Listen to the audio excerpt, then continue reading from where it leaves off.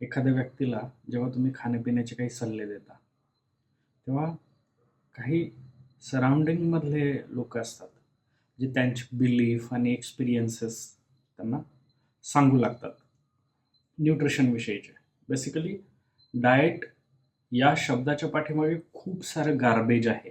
प्रत्येकाचे डाएट विषयीचे ओपिनियन वेगळे वेगळे आहेत आणि त्यामुळे हे गार्बेज जमा झालंय. त्या व्यतिरिक्त फिटनेस इंडस्ट्रीमध्ये डाएटच्या नावाने जो काही आंधळा कारभार चाललाय, त्याचे काही इनपुट्स याच्यासाठी रिस्पॉन्सिबल आहेत, कारणीभूत आहेत. तर अशात एखाद्या व्यक्तीवर काम करत असताना अननेसेसरीचे हर्डल्स पाहायला मिळतात, की तुम्ही त्याला काउन्सिल करता, कन्व्हिन्स करता. अर्थातच त्याच्या चांगल्या आरोग्यासाठीच या गोष्टी होत असतात आणि त्यामागचा तुम्ही स्टडी केलेला असतो. आणि मग कुणीतरी त्याला घरातल्या व्यक्ती असतील, त्याच्या सर्कलमधल्या व्यक्ती असतील, त्या सांगतात हे गरम आहे, हे थंड आहे, ते चांगलं आहे, हे सकाळी खाऊ नये, ते रात्री खाऊ नये. आणि हे सगळे इनपुट्स जे असतात ते IQ स्वरूपातले असतात, कुठून तरी शॉर्ट मेसेजेसमधून गेन केलेले असतात. तर जेव्हा एखाद्या व्यक्तीचा न्यूट्रिशन प्लॅन केला जातो, आता इथं पर्पजली मी डाएट हा शब्द वापरणं बंद करणार आहे. तर न्यूट्रिशन प्लॅन केला जातो तेव्हा त्याचं फिजिकल स्टेट काय ते लक्षात घेतलं जातं.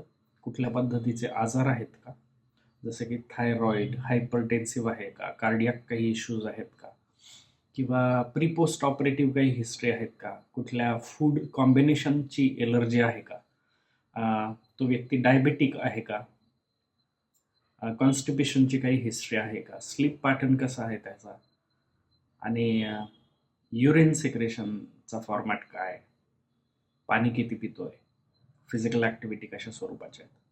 या सगळ्या गोष्टींवर 360 डिग्रीमध्ये नजर मारून मगच त्या व्यक्तीचा न्यूट्रिशन प्लॅन केला जातो. आणि तत्पूर्वी अर्थातच त्याचं कंपोजिशन सुद्धा तपासलं जातं, की एक्झॅक्ट बॉडीमध्ये स्नायूंचं प्रमाण किती आहे आणि चरबीचं प्रमाण किती आहे. आणि त्यानंतर त्याचं जेव्हा विस्तृत माहिती मिळते, त्यानंतर तो न्यूट्रिशन प्लॅन केला जातो. पण घडतं असं की ह्या सगळ्या सराउंडिंगमुळे कधी कधी अडचणी येतात न्यूट्रिशन फॉलो करायला त्या व्यक्तीला. आणि इथे थोडा सायकोलॉजिकल इन्फ्लुएन्स त्या सराउंडिंगमधल्या लोकांचा जास्त असतो. त्यामुळे कधी कधी लोक असं करतात की ती व्यक्ती बेसिकली त्या गोष्टी अवॉइड करते मग त्या लोकांच्या सांगण्यावरून. आता हा एक डाएटचा फॉर्मॅट आहे जो मी लोकांना देतो. अर्थातच प्रयत्न माझा असा असतो की 100% घरात शिजलेलं अन्न खावं प्रत्येकाने. त्यानंतर पाकिटातले बिस्किटं सुद्धा अवॉइड करायला लावतो मी, किंवा पॅक्ड फूड जे असतात पॅकेजिंगमधून येणारे ते नाही घ्यावेत, हे मी सल्ला देतो. आणि त्याच अनुषंगाने जेव्हा कधी मी न्यूट्रिशन प्लॅन बनवतो तेव्हा ही शीट जे आहे तिच्या मागचा हा पोर्शन सगळ्यात आधी वाचायला लावतो. हे वाचा आणि नंतरच न्यूट्रिशन फॉलो करायला सुरू करा. डाएट संदर्भातल्या काही महत्त्वाच्या सूचना. डाएट विषयी कोणत्याही व्यक्तीचे मत ऐकत असताना तो व्यक्ती पुरेशा सुज्ञ तसेच आहारशास्त्राचा अभ्यासक असल्याची खात्री करावी. मग उगाच कोणीतरी अक्कल पाझरत आहे आणि न्यूट्रिशनचा न सुद्धा माहिती नाही आहे, तर अशा लोकांचा सल्ला घेण्यात काही सेन्स नाही. डाएट म्हणजे नेमकं काय? डाएट म्हणजे कमी खाणे नव्हे, तर योग्य ते घटक शरीराच्या गरजेप्रमाणे घेणे. डाएट करणे म्हणजे केसांपासून पायाच्या नखापर्यंत शरीराचे पोषण करणे.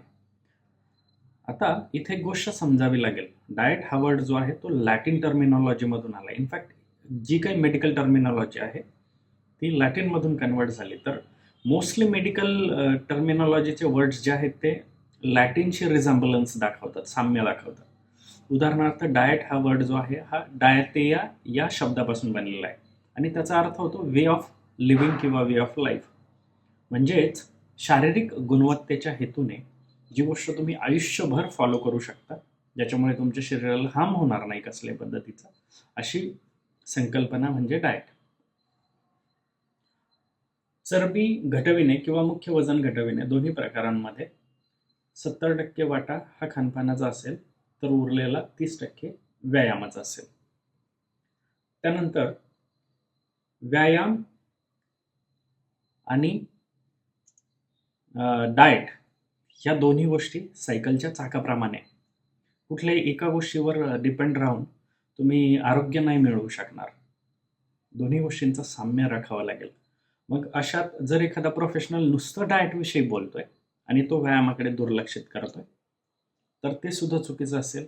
किंवा एखादा व्यक्ती नुसतं एक्सरसाइजविषयी बोलतोय आणि न्यूट्रिशन या फॅक्टरला तो इग्नॉर करत असेल, तर हे सुद्धा चुकीचं आहे. आता व्यायामाची जेव्हा आखणी केली जाते तेव्हा त्या व्यायामामध्ये परिपूर्णता असल्याचं पाहणं गरजेचं आहे.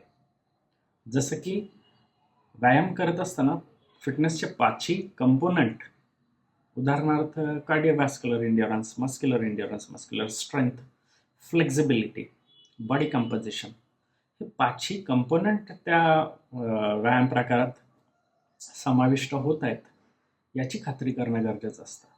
मग उगाच ग्लॉरिफाय केलेले काही एक्सरसाइज फॉर्मॅट आहे की मला पुंबा आवडतो, मला पोगा आवडतो, तर असं एका ग्लॉरिफाईड फॉर्मॅटवर स्टिक करणं आणि तोच फॉर्मॅट फॉलो करणं ओव्हर द पिरियड, तर हे प्रॉब्लेमॅटिक ठरू शकतो. कारण हे जे काही पर्टिक्युलर एक्सरसाइज फॉर्मॅट आहे हे फिटनेसच्या कोणत्या तरी एका कंपोनंटमध्ये मोडतात. किंवा समजा मी जिम ट्रेनिंग करतोय, तर फक्त जिम ट्रेनिंग करणं पुरेसं आहे का? तर नाही आहे. मला फ्लेक्झिबिलिटीचं सुद्धा ट्रेनिंग केलं पाहिजे आणि मला बॉडी कंपोजिशन सुद्धा मॅनेज ठेवलं पाहिजे किंवा कार्डिओव्हॅस्क्युलर एंड्युरन्सवर सुद्धा काम केलं पाहिजे. तर प्रत्येक व्यायामाचे बेनिफिट्स आहेत. त्यामुळे आपण असं म्हणणं चुकीचं ठरेल की संत्र केळ्यापेक्षा बेस्ट आहे आणि केळं सफरचंदापेक्षा बेस्ट आहे. कारण मदर नेचरने जसं आपलं हे फिंगरप्रिंट आहे त्याच पद्धतीने प्रत्येकाला युनिक आयडेंटिटी दिलेली आहे. प्रत्येक इंडिव्हिज्युअल एक पॅकेज आहे आणि आपल्याला आपल्या शारीरिक गरजेनुसार कमी अधिक प्रमाणात त्यांचा समावेश आपल्या आहारात करणं गरजेचं आहे. ठीक त्याच पद्धतीने व्यायामांचं आहे. जसं की म्युझिक सिस्टममध्ये आता यात बऱ्याचशा गोष्टी आहेत. यावर एखाद दिवशी मी सविस्तर व्हिडिओ बनवेल. खूप सारे इन्स्ट्रक्शन्स असतात ज्याच्यामुळे थोडंसं तो जो एंड युजर आहे तो एज्युकेट होतो किंवा त्याला मानस लक्षात येतो. आता प्रॉब्लेम हा पण झालेला आहे की बऱ्याचदा फिटनेस प्रोफेशनल काही अंशी असतील ज्यांचा व्यवसाय झाला आहे तो, की प्रॉडक्ट्स विकणं, सप्लिमेंट प्रमोट करणं किंवा जिम हे सेगमेंट जे आहे ते कनेक्ट झालेलं आहे या गोष्टीला. त्यामुळे जिमकडे पाहण्याचा लोकांचा दृष्टिकोन दिवसेंदिवस बदलत चाललेला आहे आणि त्यामुळे सुद्धा काही लोक कॉन्शियसनेस पोटी लोकांना सांगतात की नका करू या गोष्टी. तर जेव्हा या सगळ्या गोष्टी मी न्यूट्रिशन शीटच्या पाठीमागे लिहून देतो तेव्हा त्या व्यक्तीला ते एज्युकेट होतं आणि लक्षात येतं की नाही, हे निर्मळपणे दिलेला एक सल्ला आहे, घ्यायचं नाही घ्यायचं आपल्या हातात आहे. अगेन फेथचा विषय येतो. समोरचा व्यक्ती तुमच्यावर किती फेथ करतोय त्यावर त्या गोष्टी किती प्रमाणात फॉलो करायचं हे तो ठरवतो. तर अशा अनेक गोष्टी आहेत आणि इनफॅक्ट सायकोलॉजी अभ्यासल्यानंतर मला असं जाणवलं की हे फक्त आहार किंवा व्यायाम इथपर्यंत पुरेसं नाही आहे. हे त्याच्याही पलीकडे जाऊन तुमच्या माइंडसेटवर डिपेंड करतं. आता मी हे का म्हणतोय, कारण मी अशी सुद्धा लोक बघितली आहेत जी कोणाच्याही मदतीशिवाय फिट आहेत आणि मी अशी सुद्धा लोक बघितली आहेत ज्यांनी एक्सपर्टकडे ट्रेनिंग केली आहे किंवा वेगवेगळे training protocol, nutrition protocol follow केलेले आहेत आणि तरीसुद्धा आजपर्यंत स्ट्रगलच करत आहेत तसेच आहेत. तर बोलूयात यावर सविस्तर.